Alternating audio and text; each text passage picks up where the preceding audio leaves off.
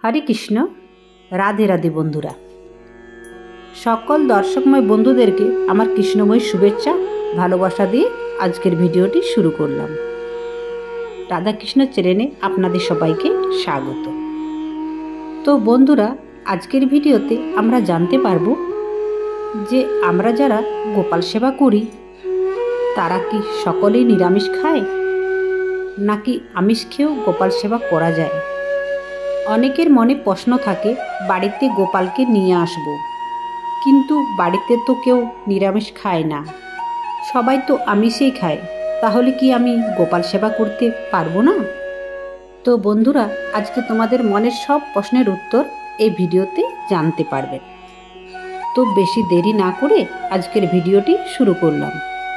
তো বন্ধুরা, আমি যতটুকু শুনেছি আর আমি যেটা করি সেটাই তোমাদের সাথে শেয়ার করছি। আমি অন্য কারোদের কথা বলছি না, আমার থেকেও অনেক গুণী ব্যক্তিরা আছেন যারা কিন্তু আরও ভালো জানেন, কিন্তু আমি যেভাবে গোপাল সেবা করি সেটাই আপনাদের সাথে শেয়ার করছি। তো বন্ধুরা, প্রথমেই বলি, গোপাল সেবা করতে গেলে যে নিরামিষ খেতেই হবে এমন কোনো বাধা নিষেধ কোথাও নেই। জীবনে চলতে গেলে কিন্তু একটা পথেই চলতে হয়। 10 দিকে 10টা পথে চলতে গেলে আমাদের কিন্তু পথ হারিয়ে যায় এবং আমরাও দিশাহীন হয়ে যাই। তাও বলবো বন্ধুরা, তোমাদের বাড়ির গুরুজন বা তোমাদের গুরুদেব বা কোনো পুরোহিত মশাইয়ের কাছ থেকে জিজ্ঞাসা করেই কিন্তু পুজো করবে। তারা কি বলে সেটাই কিন্তু ফলো করবে। আমাদের হিন্দু পরিবারে বহু বছর ধরে কিন্তু অনেকের বাড়িতেই গোপাল সেবা হয়ে আসছে। তো আমি বলবো বন্ধুরা, যাদের বাড়িতে যে নিয়মেই গোপাল সোনার সেবা করা হয় তারা ঠিক সে নিয়মেই করবেন। ধরুন, আপনাদের বাড়িতে পূর্বপুরুষেরা যদি আমিষ খেয়ে গোপাল সোনার সেবা করছেন, আপনারা কিন্তু সেটাই ফলো করবেন। আর যাদের বাড়িতে পূর্বপুরুষরা নিরামিষ খেয়ে গোপাল সেবা করছে তাদেরকে বলবো বন্ধুরা, তারাও কিন্তু নিরামিষ খেয়ে তাদেরকে ফলো করে গোপাল সোনার সেবা করবেন। আমাদের সকলেরই উচিত আমাদের গুরুজন, আমাদের পূর্বপুরুষের যে রীতিনীতি আছে সেটাই আমাদের মেনে চলা।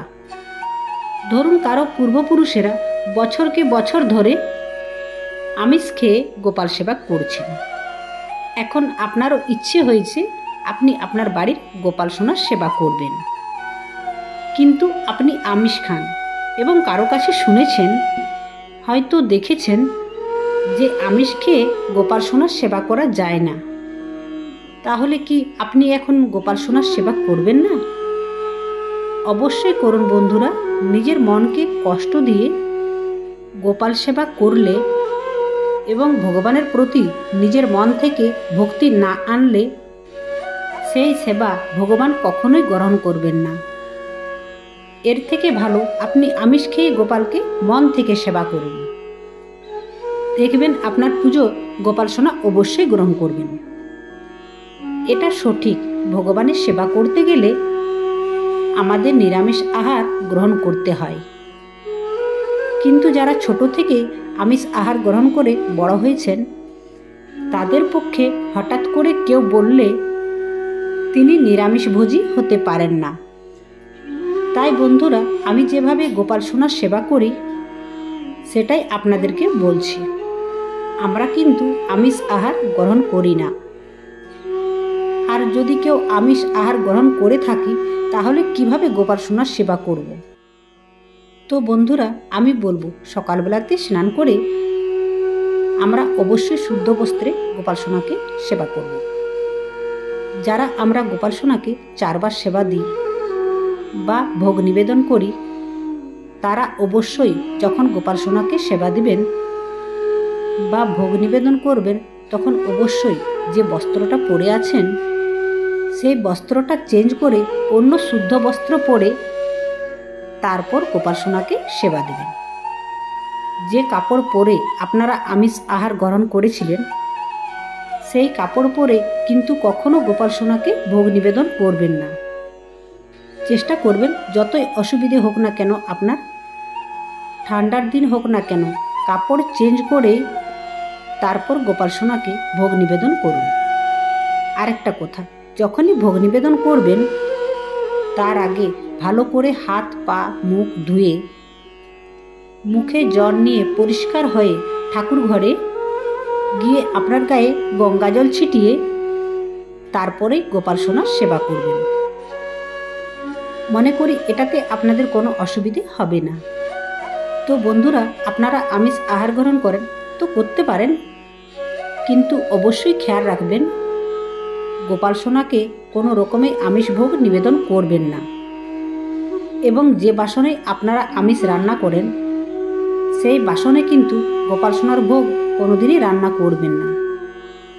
গোপাল সোনার কিন্তু সমস্ত কিছু আলাদা করবেন, ভোগের বাসনও কিন্তু আলাদা করবেন এবং ভোগ নিবেদনও কিন্তু সবসময় নিরামিষ করবেন। ভগবান শ্রীকৃষ্ণ গীতায় নিজেই উল্লেখ করেছেন যে ভক্ত ভক্তির সহিত আমাকে যেভাবে উপাসনা করবে আমি সেইভাবে তার উপাসনা গ্রহণ করব। অর্থাৎ ভক্তি ভরে মন থেকে আমরা গোপাল সোনাকে আমরা যেটাই নিবেদন করব না কেন গোপাল সোনা আমাদের সেটাই গ্রহণ করবে। এছাড়া ভগবান গীতায় এটাও বলেছেন যে তাকে কেবলমাত্র পত্র পুষ্প ফল ও জল প্রদান করবেন। তো বন্ধুরা, আজকের ভিডিওটি আমি এখানেই শেষ করলাম। আপনাদের যদি ভালো লেগে থাকে তাহলে আপনারা অবশ্যই লাইক কমেন্ট শেয়ার করবেন এবং আপনারা আমার চ্যানেলে নতুন আছেন তারা অবশ্যই চ্যানেলটিকে সাবস্ক্রাইব করে নেবেন। দেখা হবে নেক্সট ভিডিওতে। জয় শ্রীকৃষ্ণ। রাধে রাধে।